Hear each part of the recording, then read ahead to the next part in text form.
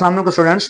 बेटा आज की इस वीडियो में मैं आप लोगों के साथ बहुत अहम जो इम्पोर्टेंट क्वेश्चन है ना वो आप लोगों से डिस्कस करूंगा, क्योंकि ये अक्सर जो बच्चे सारा साल पढ़ते रहते हैं और सारा साल पढ़ने के बावजूद उनको कॉन्सेप्ट नहीं होता कि हमने किस किस चैप्टर में से कितने कितना नंबर का हम पेपर करें तो हमारा पेपर कंप्लीट होता है, या किस चैप्टर में से कितने नंबर का पेपर बनेगा, या कौन सा ऐसा चैप्टर है जो बिल्कुल हमें स्किप कर दें तो फिर भी हमारे नंबर्स पूरे आ जाएंगे। तो ये वीडियो आज उन तमाम स्टूडेंट्स के लिए बहुत इंपॉर्टेंट है जो सारा साल पढ़ने के बाद कंफ्यूज हैं, जिनको एक 100% नंबर लेने की ख्वाहिश है लेकिन वो अभी तक तैयार नहीं कर सके सिलेबस को। और उन तमाम टीचर्स के लिए भी इंपॉर्टेंट है जो टीचर्स अभी 1-2 साल से अभी न्यू हमारे इस टीचिंग लाइन में आए हैं, या जिनको कॉन्सेप्ट नहीं है, या जो खुद बच्चों को ब्रीफ नहीं कर सकते कि हमें किस चैप्टर में से कितने नंबर्स का पेपर आना है और कौन कौन से क्वेश्चन इंपॉर्टेंट हैं, शॉर्ट के लिए कौन से इंपॉर्टेंट हैं और लॉन्ग के लिए कौन से इंपॉर्टेंट हैं। तो मैं आज आप लोगों को इस वीडियो के जरिए से ये आप लोगों को मैं शेयर कर रहा हूं कि इंपॉर्टेंट क्वेश्चन कौन से हैं, शॉर्ट कौन से इंपॉर्टेंट हैं और लॉन्ग कौन से इंपॉर्टेंट हैं, और किस चैप्टर में से कितने कितने नंबर का पेपर आप लोगों को आएगा, और कौन सा ऐसा चैप्टर है जो बिल्कुल स्किप भी कर दें तब भी आप लोगों के नंबर पूरे के पूरे आ सकते हैं। क्योंकि पूरी बुक आप लोगों को सिलेबस तो दे दिया गया है, पूरी बुक में से सिलेबस पूरी बुक में जो है ना वो ऐड है, और पूरी बुक हमें छानने की या पढ़ने की जरूरत नहीं है। हमने नंबर लेने हैं, हमने बर्डन नहीं बढ़ाना अपने ऊपर। नंबर देने के लिए हमारे पास एक स्केच होना चाहिए। अब जैसे आप लोग क्या करते हैं, अगर कहीं आप लोगों ने मंजिल पे जाना हो, जो लोगों को रास्ते का पता ना हो तो सारा दिन चलने के बावजूद मंजिल तक नहीं पहुंच सकते। तो इसलिए आप लोगों को जब मंजिल का पता चल जाए, आप लोगों के पास एक मुस्तकिल वे आ जाए, रास्ता आ जाए, आप लोग उस रास्ते पे चल के अपनी मंजिल पे जल्दी से जल्दी पहुंच सकते हैं। तो मैं आज आप लोगों को इस वीडियो में पहले और दूसरे चैप्टर के मोस्ट इंपोर्टेंट क्वेश्चन डिस्कस कर रहा हूं। अगर आप लोग बैठे हैं और आप लोगों को ख्वाहिश है कि आप लोगों को नंबर्स आ जाएं, इन दो चैप्टर्स को आप लोग निशान लगा लें कि कौन कौन सा चैप्टर कौन कौन सा क्वेश्चन जो हमारे लिए शॉर्ट के लिए इंपॉर्टेंट है और कौन सा क्वेश्चन जो है हमारे लिए इंपॉर्टेंट है लॉन्ग के लिए। तो मैं आज आप लोगों को बताता हूं कि किस चैप्टर में से, यानी इस चैप्टर में से कितने नंबर्स टोटल पेपर में, पेपर कितना नंबर का बनेगा, और आप लोग अगर इस चैप्टर को पढ़ ले तो कितना नंबर आ सकते हैं, अगर स्किप कर दें तो उसका कोई नुकसान है या फायदा है। तो चलते हैं अपने टॉपिक की तरफ ताकि वीडियो लेंथी ना हो जाए। तो सबसे पहले चैप्टर नंबर 1 की हम डिस्कस करते हैं। चैप्टर नंबर 1 आप लोग अपनी अपनी बुक्स निकाल के, तमाम बच्चे अपनी अपनी बुक्स पे क्वेश्चंस जो मैं बताता जाऊं वो हाईलाइट करते जाएं, ताकि आप लोगों को बाद में फिर ये ढूंढना ना पड़े, या आप लोगों को पता चल जाए कि हमारे पास कौन से क्वेश्चन शॉर्ट है और कौन से क्वेश्चन लॉन्ग है, उसको इजिली आप लोग हल कर सकें। एनुअल तक आने की आप लोगों की तैयारी कंप्लीट हो जाए, क्योंकि गुजर गया सारा साल गुजरने के बाद अभी तक आप लोग कंफ्यूज और परेशान है कि पता नहीं कौन से क्वेश्चन जो है वो इंपॉर्टेंट है, कौन से क्वेश्चन इजी हैं, कौन से मुश्किल हैं, कौन सा चैप्टर करना चाहिए, कौन सा नहीं करना चाहिए। इन सारी बातों का जो जवाब है वो आज आपको इस वीडियो में मिलेगा। तो इसलिए अब के बाद दोबारा आप लोगों को इन चीजों की कंफ्यूजन रहे तो उससे बेहतर है कि आप लोग अपनी बुक निकाल के मेरे साथ जो जो मैं आप लोगों को नोट करवाता जा रहा हूं वो आप लोग उसको अंडरलाइन करते जाएं, निशान लगाते जाएं, ताकि आप लोगों को दोबारा बाद में ट्रेस करने में आसानी हो।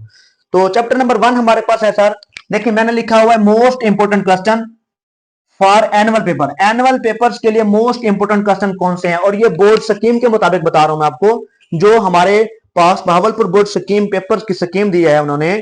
और ये क्योंकि अभी 2025 में पेपर जो होना है उसकी स्कीम है। 2025 में आप लोगों का पेपर स्कीम पेपर पैटर्न क्या है और किस किस एक्सरसाइज में से जो है क्वेश्चन इंपॉर्टेंट है वो आप लोगों से शेयर कर रहा हूं। देखिए टोटल जो चैप्टर नंबर 1 है, चैप्टर नंबर 1 में से टोटल पेपर आएगा 7 नंबर का। कितने नंबर का पेपर बनेगा सर?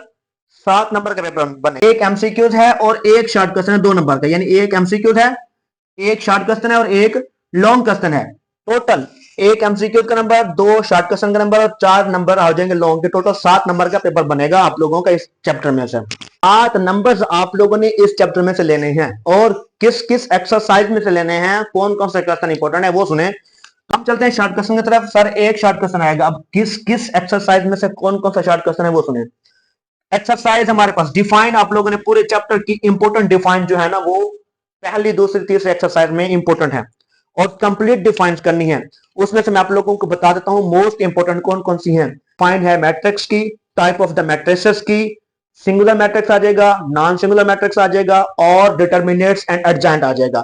ये इंपोर्टेंट डिफाइंड है हमारे पास चैप्टर नंबर 1 की। और इसके बाद आ जाएगा क्वेश्चन एक्सरसाइज जो 1.1 है उसका लास्ट क्वेश्चन जो है वो इंपॉर्टेंट है। लास्ट क्वेश्चन कौन सा है? क्वेश्चन नंबर 3 है। एक्सरसाइज 1.1 का लास्ट क्वेश्चन बहुत इंपॉर्टेंट है शॉर्ट क्वेश्चन के लिए। ये तकरीबन 2 से 3 मरतबा आ चुका है, इस बार भी इंपॉर्टेंट है, बहुत चांस है इसके आने के सर। उसके बाद है हमारे पास 1.2। 1.2 में से क्वेश्चन नंबर 5 और 6 है शॉर्ट के लिए। 1.2 अपनी अपनी बुक पर निशान लगाते हैं, बुक खोल लें। एक्सरसाइज 1.2 में से क्वेश्चन नंबर 5 और 6 इंपॉर्टेंट है, शॉर्ट क्वेश्चन की बात कर रहा हूं। अब एक्सरसाइज 1.3 में से शॉर्ट क्वेश्चंस कौन कौन से हैं?